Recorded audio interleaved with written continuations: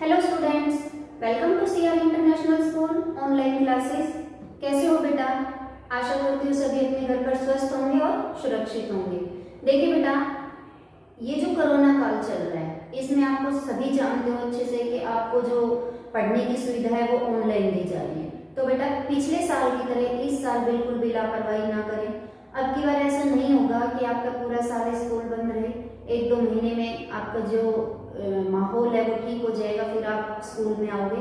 तो जब तक आप स्कूल में नहीं आ रहे तो आप अपनी इन वीडियोस को, जो ऑनलाइन क्लास जिस तरह भी आपको दी जा रही है, वो आप सीरियस होकर पढ़ें, उसको अच्छे से वीडियोस को देखें, अपने चैप्टर को क्लियर करें। ठीक है बेटा, इससे आपको ही फायदा है सभी इसमें कि आप जब आओगे तो आपको ये दोबारा से नहीं वो करने पड़ेंगे, रिवाइज नहीं करने। रिवाइज तो हम करवाएंगे लेकिन दोबारा से नहीं पढ़ने पड़ेंगे। ठीक है, आज बेटा हम अपनी हिंदी की क्लास में हमारी जो हिंदी की पाठ्य पुस्तक है बसंत भाग 3, उसका पाठ 3 कर रहे हैं, जिसका नाम है बस की यात्रा। और इसके लेखक कौन है? हरिशंकर परसाई। ठीक है, इस चैप्टर में क्या दिया हुआ बेटा, जैसे कि आप जानते हो बस की यात्रा, इसमें जो लेखक है वो अपने 4 मित्रों के साथ एक बस की यात्रा करते हैं, और जिस बस में वो यात्रा करने का प्लान करते हैं, योजना बनाते हैं, उस बस की हालत जो है बहुत खराब होती है। तो जो वहाँ के लोग होते हैं वो सभी उनसे उस बस में यात्रा करने के लिए मना करते हैं, लेकिन फिर भी वो चारों मित्र आपस में सलाह करके उस बस में यात्रा करते हैं। उस जैसे ही लेखक और उसके मित्र उस बस में यात्रा अपनी करनी शुरू करते हैं, तो जैसे ही वो बैठते हैं तो उसकी पहले तो उसकी हालत देखते हैं, वो बहुत ही जर्जर अवस्था में थी, टूटी फूटी अवस्था में थी। फिर जैसे उसमें बैठते हैं तो वो स्टार्ट होती है, तो इंजन जैसे स्टार्ट होता है तो उनको, जब इंजन स्टार्ट होता है तो ऐसा लगता है पूरी बस हिल रही हो, और ऐसा लग रहा था कि उनकी सीट के नीचे इंजन हो, मतलब कि वो बहुत ही बुरी अवस्था में थी। वो उसकी तुलना, इस बस की तुलना किससे करिए? तो वृद्धा स्त्री से करिए, कि जैसे कि बुढ़ापे में जो लोग होते हैं वो, उनके जो बॉडी पार्ट्स होते हैं वो मतलब कि काम करना कम कर देते हैं, हिलते हैं इस तरह से, तो ऐसे ही उस बस की भी हालत हो रही थी। तो इसकी तुलना किससे करी है?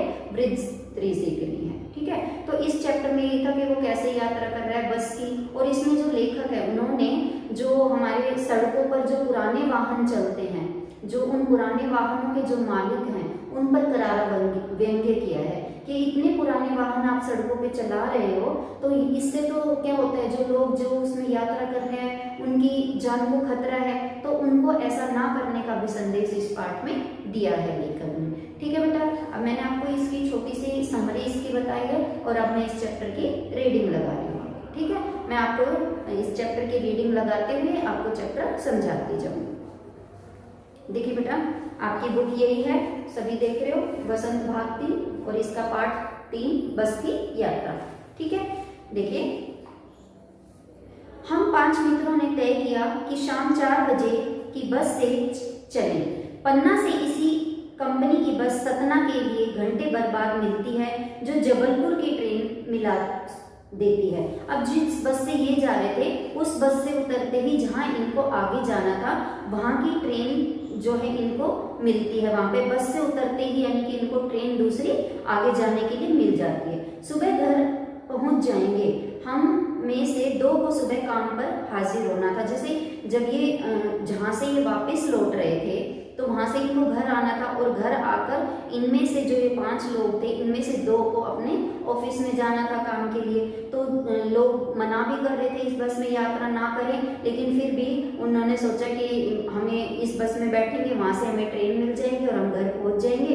रात को हम घर पहुंच जाएंगे तो सुबह जिन लोगों को काम पे जाना है वो काम पे भी चले जाएंगे। इसलिए वापसी का यही रास्ता अपनाना जरूरी समझा। लोगों ने सलाह दी कि समझदार आदमी इस शाम वाली बस से सफर नहीं करते।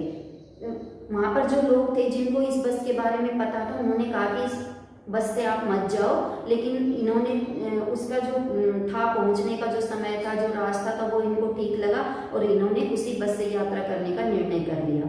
जब लोग उनको मना कर रहे थे तो इन्होंने क्या कहा उन लोगों से, क्या रास्ते में डाकू मिलते हैं? नहीं, बस डाकिन है। जब इन्होंने पूछा उन लोगों से, क्या रास्ते में डाकू मिलते हैं इस बस जहां से जाती है? तो लोगों ने कहा नहीं। फिर उन्होंने एक क्वेश्चन और किया, क्या ये बस डाकिन है?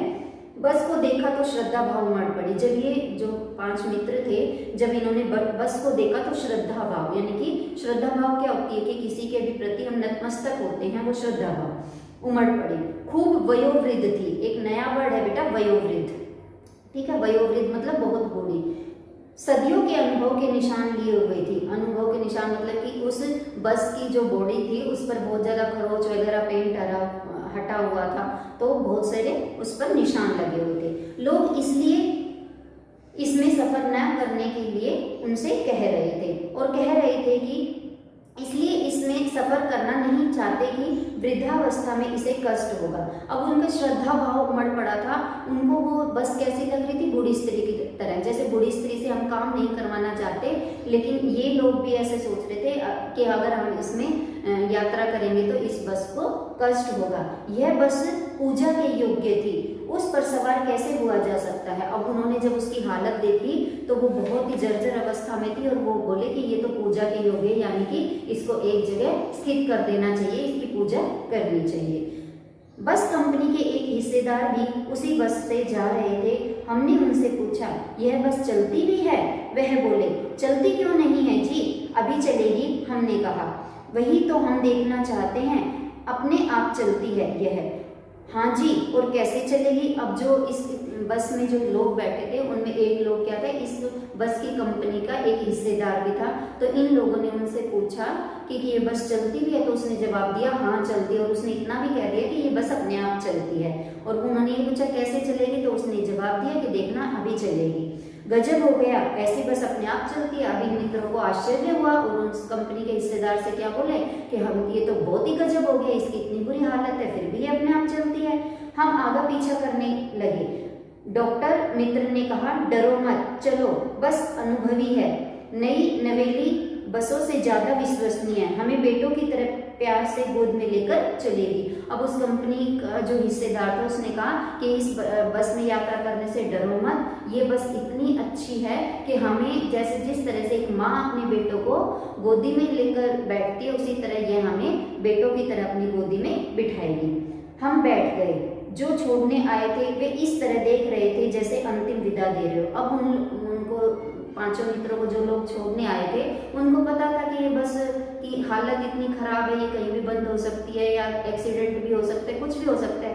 तो जो लोग इनको छोड़ने आए थे वो उनको जब विदा कर रहे थे तो ऐसा लग रहा था उन लोगों को देखकर जैसे वो इनको अंतिम विदा दे रहे हो। उनकी आंखें कह रही थी, आना जाना तो लगा ही रहता है, आया है सो जाएगा, राजा रण फकीर। अब जो लोग उनको छोड़ने आए थे उनकी फेस से, उनके चेहरे से ऐसा लग रहा था कि वो ये कह रहे थे कि आना जाना तो लगा रहता है, यानी कि इन 5 मित्रों में से भी कोई ना कोई मरेगा या किसी का एक्सीडेंट होकर मतलब कि वो अपने शरीर के कोई अंग को बैठेगा। तो उन्होंने उनके चेहरे से यही लग रहा था कि वो ये कहना चाह रहे हो कि आना जाना तो लगा रहता है, चाहे इस दुनिया में कोई भी लोग हो, राजा हो चाहे फकीर हो।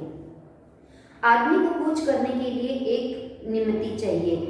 इंजन सचमुच स्टार्ट हो गया। अब बस जो है चलने के लिए तैयार है, इंजन जो है स्टार्ट हो गया। जैसे सारी बस ही इंजन है और हम इंजन के भीतर बैठे हैं। जैसे इंजन स्टार्ट हुआ तो इन लोगों को ये लगा कि ये एक बस नहीं, ये पूरा ही एक इंजन है और हम इंजन के ऊपर बैठे हैं।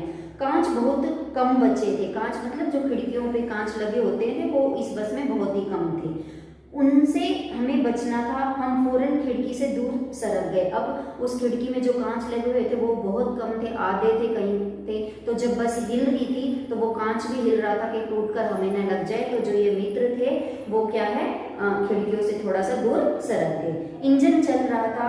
हमें लग रहा था कि सारी सीट के नीचे इंजन है, कि वो इंजन तो आगे होता है जहाँ पर ड्राइवर होता है, लेकिन इनको सभी को क्या लग रहा था, सभी को ऐसा लग रहा था जैसे कि उनकी सीट के ही नीचे जो है इंजन लगा हुआ हो।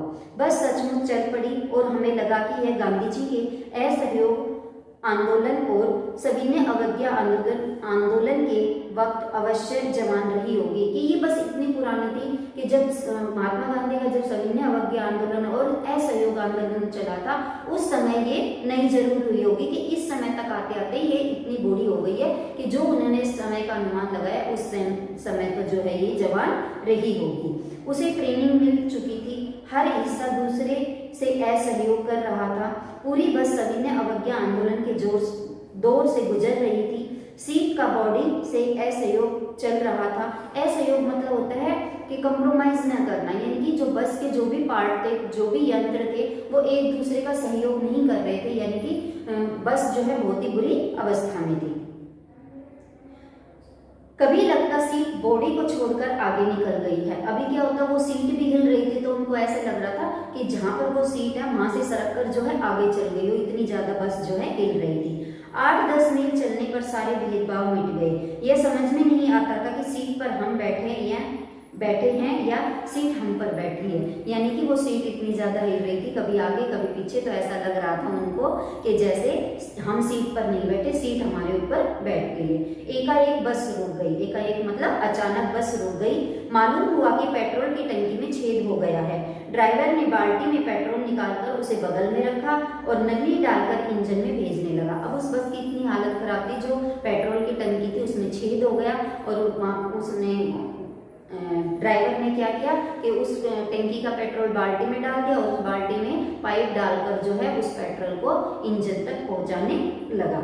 अब मैं उम्मीद कर रहा था कि थोड़ी देर बाद बस कंपनी के हिस्सेदार इंजन को निकालकर गोद में रख लेंगे। अब वो इंजन बिल्कुल ही काम नहीं कर रहा था, तो इनको ऐसा लगा जो हिस्सेदार जो बैठा वो इंजन को अपनी गोद में रख लेता और उसे नली से पेट्रोल पिलाएंगे, जैसे माँ बच्चे के मुंह में दूध की शीशी लगाती है, कि उसमें उस इंजन को गोदी में रख लेंगे वो हिस्सेदार, और उससे नली के द्वारा उस इंजन में पेट्रोल आएगा। किस तरह, किससे तुलना की है कि जैसे माँ बच्चे के मुंह में दूध की बोतल लगा देती है, उसी तरह इंजन में भी जो है पाइप के द्वारा पेट्रोल भेजा जाएगा। बस की रफ्तार 15-20 मील हो गई। मुझे उनके किसी हिस्से पर भरोसा नहीं था।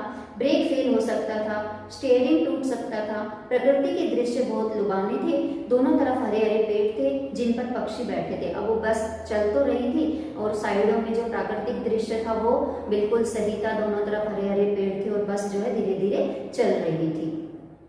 मैं हर पेड़ को अपना दुश्मन समझ रहा था। जो भी पेड़ आता डर लगता कि बस इससे टकरा जाएगी। अब बस जो है सीधी सीधी जब चल रही थी तो हिल भी रही थी, तो जो इसमें जो ये 5 लोग बैठे थे, लेखक बैठे थे, इनको ये लग रहा था कि ये बस जो है इतनी हिल रही है और जो साइडों में पेड़ है कि वो पेड़ उसको उनको जो है दुश्मन नजर आ रहे थे। उनको ऐसा लग रहा था कि बस जो है पेड़ से टकरा जाएगी, इसी कारण जो पेड़ जो है इनको दुश्मन लग रहे थे। वह निकल जाता तो दूसरे पेड़ का इंतजार करता। झील दिखती तो सोचता कि इसमें बस गोता लगा जाएगी। जैसे साइडों में झील पानी भरा हुआ होता है, छोटे छोटे तालाब होते हैं, वो दिखती तो इनको ऐसा लगता कि ये बस जो है इसी झील में जो है गोता लगा लेगी, यानी कि डूब जाएगी। एकाएक फिर बस रुकी। ड्राइवर ने तरह तरह की तरकीबें की पर वह चली नहीं। सविनय अवज्ञा आंदोलन शुरू हो गया। कंपनी के हिस्सेदार कह रहे थे बस तो फर्स्ट क्लास है जी, यह तो इत्तेफाक की बात है। क्षीण चांदनी में वृक्षों की छाया के नीचे वह बस बड़ी दयनीय लग रही थी। लगता जैसे कोई वृद्धा थक कर बैठ गई हो। अब वो बस रुक गई तो उसकी तुलना किससे की है, रुक गई तो ऐसा लगा जैसे कोई बूढ़ी स्त्री थक कर बैठ जाती है, ऐसे ही वो बस जो है रुक गई थी। हमें ग्लानि हो रही थी कि बेचारी पर लदकर हम चले आ रहे थे। अगर इसका प्राणांत हो गया तो इस बियावान में हमें इनकी अंत्येष्टि करनी होगी।